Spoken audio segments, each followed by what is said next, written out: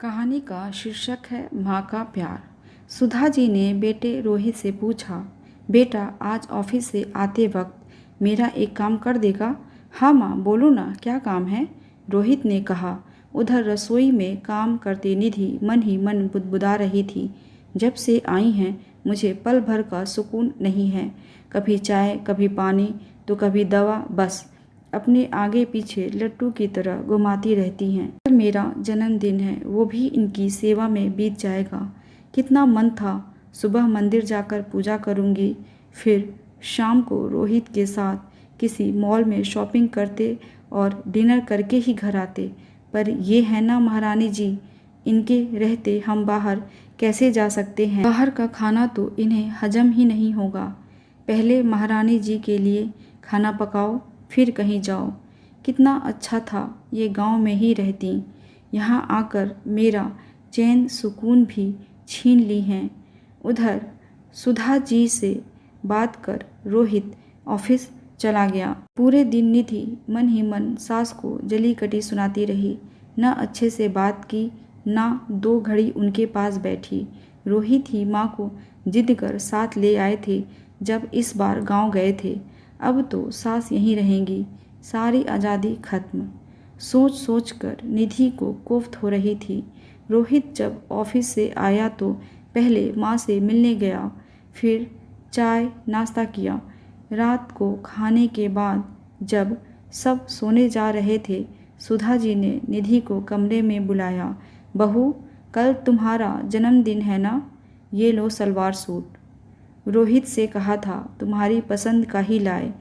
कल सुबह तुम उठकर मंदिर चली जाना। नाश्ते खाने की चिंता ना करना, वो मैं देख लूँगी। कल रोहित की तो छुट्टी है नहीं, पर जब वो ऑफिस से आ जाए तुम उसके साथ बाहर घूम आना। सुधा जी एक पैकेट निधि को देती हुई बोली, पर माँ, आपको कैसे पता मैं मंदिर जाती हूँ नए कपड़े पहनकर? आश्चर्य से निधि ने पूछा। बहू, तुम हर बार मंदिर से निकल कर ही तो फ़ोन कर आशीर्वाद लेती हो, तो कैसे याद नहीं रहेगा? सुधा जी ने कहा। निधि पैकेट लेकर सास को प्रणाम कर जाने लगी तो सुधा जी बोली, बहू, तुम जैसे पहले रहती थी वैसी ही रहो।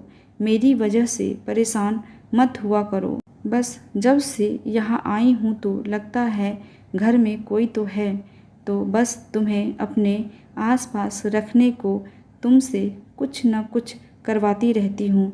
वहाँ घर पर तो अकेली ही रह रही थी ना? जी माँ, निधि बस इतना ही कह पाई।